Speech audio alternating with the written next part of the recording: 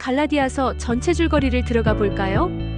갈라디아서는 사도 바울이 갈라디아 지방 여러 교회에 보낸 편지로 복음의 본질과 믿음으로 의롭게 되는 원리, 그리고 율법주의에 빠진 성도들을 향한 영적 경고와 회복의 메시지를 담고 있습니다.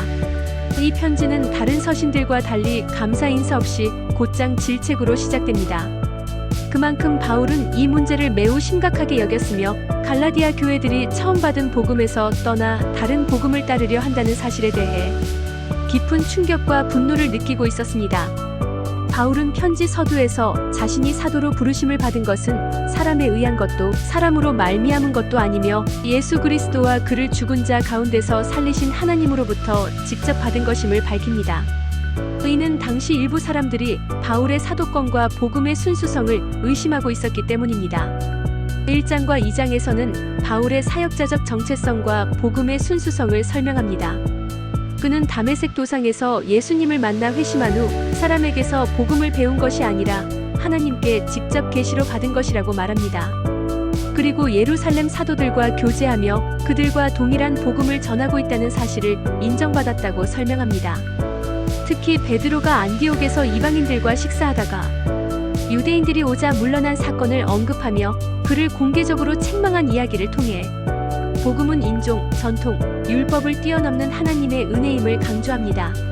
3장과 4장에서는 믿음으로 의롭다 하심을 얻는 복음의 원리를 가장 논리적으로 설명합니다. 갈라디아 성도들은 처음에는 믿음으로 구원을 받았지만 뒤늦게 율법의 행위로 자신을 완전하게 하려는 잘못된 길로 빠져들고 있었습니다. 바울은 그들에게 이렇게 질문합니다.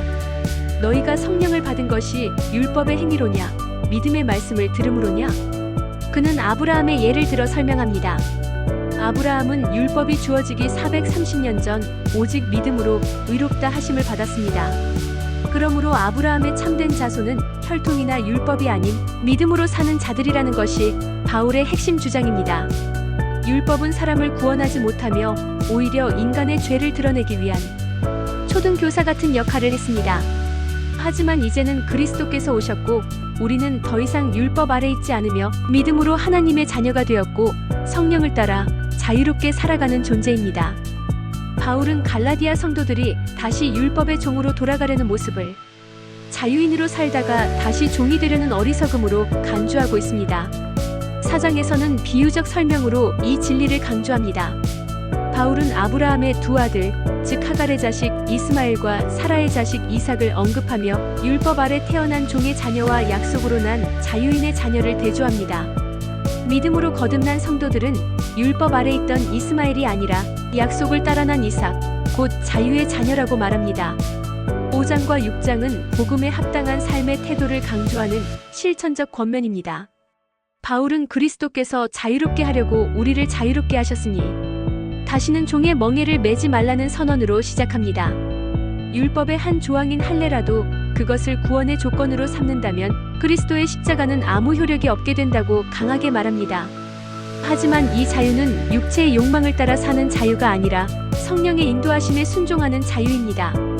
5장에서는 성령의 열매와 육체의 일들을 대비하면서 성령을 따라 사는 삶의 열매로 사랑, 희락, 화평, 오래 참음, 자비, 양선, 충성, 온유, 절제를 제시합니다. 이러한 삶이 율법보다 더 높은 수준의 의이며 참된 자유의 열매입니다. 6장에서는 공동체 안에서의 관계와 책임을 언급합니다. 형제가 죄에 빠졌을 때는 온유한 심령으로 바로잡고 서로의 짐을 나누어 지라고 권면합니다. 또한 심는 대로 거두는 원리를 강조하며 선을 행하되 낙심하지 말라고 격려합니다. 바울은 마지막으로 자필로 직접 편지의 마무리를 쓰며 새로운 피조물만이 중요한 것이다라고 선언합니다. 수고하셨습니다.